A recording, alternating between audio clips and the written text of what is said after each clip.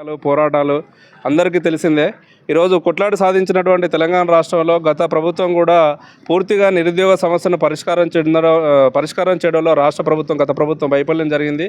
కొత్తగా వచ్చినటువంటి ప్రభుత్వం కోటి ఆశలతో ఆనాడు రాహుల్ గాంధీ గారు స్వయంగా అశోక్ నగర్లో నిరుద్యోగులతోని కూర్చొని రోడ్డు మీద కూర్చొని టీ తాక్కుంటూ మీ నిరుద్యోగ సమస్య పరిష్కారం చేస్తా, మీరు రాగానే సంవత్సరానికి 2 లక్షల ఉద్యోగాలు భర్తీ చేస్తామని ఎన్నికల మేనిఫెస్టోలో పెట్టిన తర్వాత కూడా ఈరోజు రాష్ట్ర ముఖ్యమంత్రి గారు అసెంబ్లీలో నిరుద్యోగుల గురించి చర్చించకుండా జాబ్ క్యాలెండర్ ప్రకటించకపోవడం అనేది చాలా దుర్మార్గమైనటువంటి విషయం.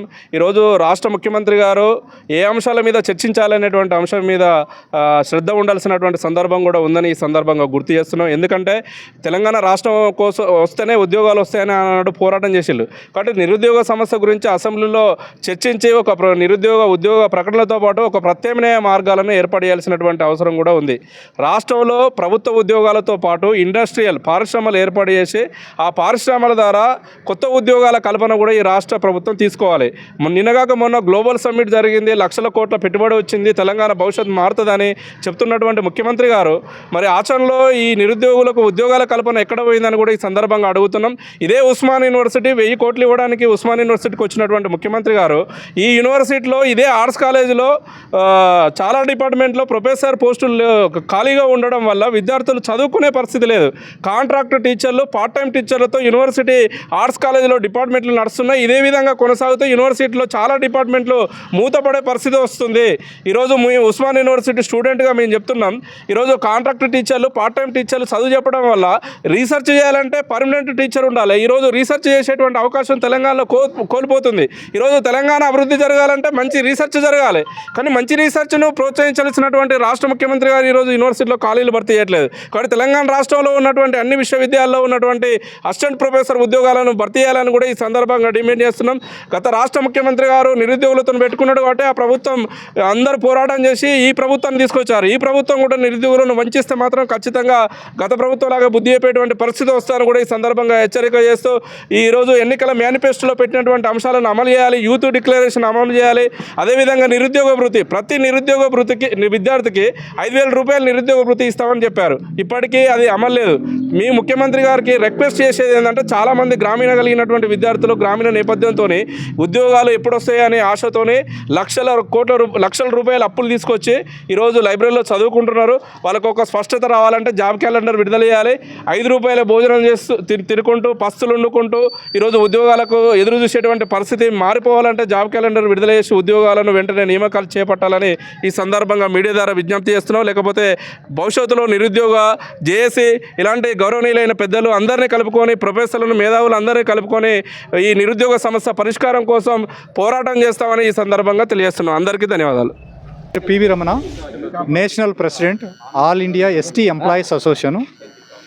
ఈరోజు మేమంతా ఇక్కడ రావడానికి ప్రధాన కారణం, మాకు తెలంగాణలో 10% రిజర్వేషన్ అన్ని విధాలుగా ఉద్యోగపరంగా, విద్యాపరంగా అన్ని విధాలుగా పెంచారు. కానీ ఇంప్లిమెంటేషన్ సరిగా లేదు. తర్వాత ఏదైతే జియో నంబర్ 3 ఉందో ఆ జియో నంబర్ 3ని తీసేయడం వల్ల సుప్రీంకోర్టు ద్వారా ఏజెన్సీ ఏరియాలో ఉన్న మా సోదరులందరూ చాలా ఇబ్బందులు పడుతున్నారు. కాబట్టి ఈ సందర్భంగా తప్పనిసరిగా జియో నంబర్ 3ని పునరుద్ధరించాలని, అదేవిధంగా ఏదైతే మన తెలంగాణలో నిరుద్యోగ సమస్యతో మిగతా సమస్యలతో బాధపడుతున్నారో వాటిని వెంటనే పరిష్కరించాలని మీ ద్వారా మేము ప్రభుత్వాన్ని కోరుకుంటున్నాము. అంతేకాకుండా గిరిజనులు ఈ యొక్క ఏదైతే 6 rule of reservation in promotion ఉందో అది సరిగా ఇంప్లిమెంట్ చేయటం లేదు. ముఖ్యంగా సెక్రటేరియట్లో ఒక రాష్ట్రానికి గుండె లాంటిది సెక్రటేరియట్. అక్కడే ప్రమోషన్లు అయితే ఇచ్చారు, మళ్ళీ డీప్రమోట్ చేస్తున్నారు. అడిషనల్ సెక్రటరీ నుంచి జాయింట్ సెక్రటరీ, డిప్యూటీ సెక్రటరీ, ఈ విధంగా డీప్రమోట్ చేస్తున్నారు. మేము లాస్ట్ మంత్ హైకోర్టు ద్వారా ఈ విధంగా చేయకూడదని ఒక జడ్జిమెంట్ తెచ్చుకున్నాం, కానీ దాన్ని ఇంతవరకు ఇంప్లిమెంట్ చేయలేదు. కాబట్టి మీ ద్వారా మేము ప్రభుత్వాన్ని కోరేది ఏమిటంటే, ఏదైతే హరిజన, గిరిజన, బీసీ, మైనారిటీస్ గురించి ఈ ప్రభుత్వము పాటుపడుతుందో దాన్ని రియల్గా పాటుపడి మా యొక్క హక్కులను కాపాడాలని, నిరుద్యోగులు ఇప్పటికి కూడా ఉస్మానియా యూనివర్సిటీలో ఎంతోమంది ఎన్నో సంవత్సరాలుగా ఉద్యోగాలు లేక చాలా ఇబ్బందులు పడుతున్నారు. వారందరినీ ఆదుకొని ఇది ఒక మంచి ప్రభుత్వం అనిపించుకోవాలని మీ ద్వారా మేము ఈ యొక్క ప్రభుత్వాన్ని కోరుకుంటున్నాం. థ్యాంక్ యూ అనండి. నా పేరు నల్గొండ శ్రీనివాస్. నేను అఖిల భారత గిరిజన ఉద్యోగుల సంఘం చైర్మన్గా పనిచేస్తూ ఉన్నాను. ఈరోజు మేము అందరి కలుసుకుంటూ ఉస్మానియా క్యాంపస్ దగ్గర రావాల్సి వచ్చింది. అయితే ఇక్కడ చాలా బాధాకరమైన విషయము మాకు ఒక బోర్డు ద్వారా ఇక్కడ ఉన్న వ్యక్తుల ద్వారా అనిపించింది. ఇక్కడ మొత్తం నిరుద్యోగులకు సంబంధించి జాబ్ క్యాలెండర్ని విడుదల చేయాలనే సంతకాల సేకరణ జరుగుతుంది. వాళ్ళని చూస్తే మాకు చాలా బాధ అనిపించింది. గతంలో చాలా ప్రభుత్వాలు ఎస్సీ, ఎస్టీ, బీసీ, మైనార్టీలకు చాలా బడ్జెట్ కేటాయిస్తున్నాము అని అంటారు. కానీ ఆ బడ్జెట్ ఎక్కడ పోతుంది? ఒకవేళ ఇన్నేళ్ళ స్వాతంత్రం వచ్చిన బడ్జెట్ ఇన్ని రోజులు ఇన్ని సంవత్సరాలుగా విడుదల చేస్తున్నప్పుడు పేదరికం అనేది ఉండకూడదు, నిరుద్యోగం అనేది ఉండకూడదు.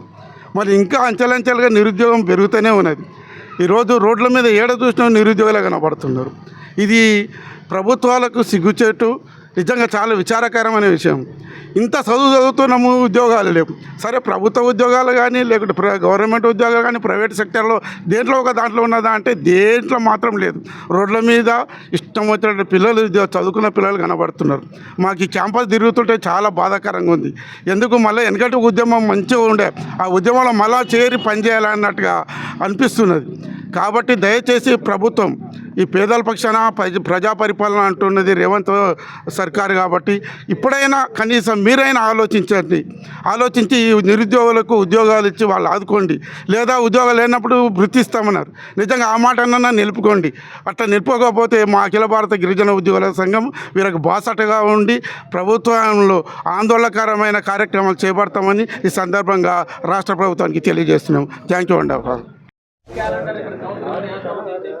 తెలంగాణ రాష్ట్రంలో నిరుద్యోగ అంశం ప్రధానమైనది. కాంగ్రెస్ ప్రభుత్వం అధికారంలోకి రావడానికి నిరుద్యోగుల తరపున మేము ఏడాదిలోనే 2 లక్షల ఉద్యోగాలను భర్తీ చేస్తామని చెప్పేసి కాంగ్రెస్ ప్రభుత్వం ప్రకటించింది. కానీ 1 సంవత్సరం అయిపోయింది, 2 నెలలు గడుస్తున్నా ఇప్పటికి కేవలం గత బీఆర్ఎస్ ఇచ్చినటువంటి నోటిఫికేషన్లతో కలిపే ఇప్పటికి 60,000 ఉద్యోగాలను భర్తీ చేసినటువంటి పరిస్థితి ఉన్నది. ఇంకా 1,45,000 ఉద్యోగాలను భర్తీ చేయాల్సినటువంటి బాధ్యత కాంగ్రెస్ ప్రభుత్వం పైన ఉన్నది. కానీ భర్తీ చేయకుండా, నోటిఫికేషన్లు ఇవ్వకుండా కాలయాపన చేస్తూ ఉన్నది. గతంలో బీఆర్ఎస్ నిర్లక్ష్యం చేసింది నిరుద్యోగులని, మళ్ళీ ఇప్పుడు కాంగ్రెస్ ప్రభుత్వం కూడా నిర్లక్ష్యం చేస్తూ ఉన్నది. ఇది సరి అనేది కాదు. ఇప్పుడు అసెంబ్లీ సమావేశాలు జరుగుతూ ఉన్నాయి. ఈ అసెంబ్లీ సమావేశాల్లో అయినా నిరుద్యోగుల గురించి చర్చించాలి. జాబ్ క్యాలెండర్ని అమలు చేయాలి. జాబ్ క్యాలెండర్ ఏదైతే ప్రకటించారో దాన్ని ఆచరణలో పెట్టాలని చెప్పేసి నిరుద్యోగుల తరఫున డిమాండ్ చేస్తున్నాం. అదేవిధంగా నిరుద్యోగులకు ఉద్యోగ ఉపాధి అవకాశాలు కల్పించేంత వరకు ప్రతి నిరుద్యోగికి 4,000 రూపాయల నిరుద్యోగ భృతి ఇస్తా అని చెప్పింది. కానీ ఇప్పటివరకు నిరుద్యోగ భృతి గురించి బడ్జెట్లో ఎక్కడ కేటాయించినటువంటి పరిస్థితి లేదు. కాబట్టి రాష్ట్రంలో ఉన్నటువంటి నిరుద్యోగులందరికీ ఉద్యోగ ఉపాధి అవకాశాలు కల్పించడం కోసం తక్షణమే నోటిఫికేషన్లు వేయాలి. దాంతోపాటు జాబ్ క్యాలెండర్ని అమలు చేయాలి. దాంతోపాటు యూత్ డిక్లరేషన్ అని ప్రకటించింది రాష్ట్ర ప్రభుత్వం. కానీ యూత్ డిక్లరేషన్లో ఏ ఒక్కటి కూడా అమలు చేయట్లేదు. వెంటనే యూత్ డిక్లరేషన్ కూడా అమలు చేయాలని చెప్పేసి ఈరోజు నిరుద్యోగుల తరఫున మేము డిమాండ్ చేస్తా ఉన్నాం. డివైఎఫ్ఐ రాష్ట్ర ఉపాధ్యక్షులు, నిరుద్యోగ జేఏసీ, ఉస్మానియా యూనివర్సిటీ. తెలంగాణ రాష్ట్రంలో అసెంబ్లీ సమావేశాలు జరుగుతున్న సందర్భంలో రాష్ట్రంలో ఉన్నటువంటి నిరుద్యోగ ఉద్యోగాలకు సంబంధించి జాబ్ క్యాలెండర్ను అమలు చేయాలని ఈ సందర్భంగా ప్రధానంగా డిమాండ్ చేస్తున్నాం. ఇప్పటికే రాష్ట్ర ముఖ్యమంత్రి గారు ఇటీవల హైదరాబాద్ వచ్చి వెళ్ళారు, ఉస్మానియా యూనివర్సిటీకి వచ్చి వెళ్ళారు. ఇక్కడ నిరుద్యోగులు పెద్ద ఎత్తున తిరుగుబాటు చేశారు. వాళ్ళ గురించి పోరాడదాం. నిరుద్యోగ సమస్య పరిష్కరించేంత వరకు నిరుద్యోగ సమస్యలు పరిష్కరించేంత వరకు విద్యార్థుల సంఘాల పోరాటాలు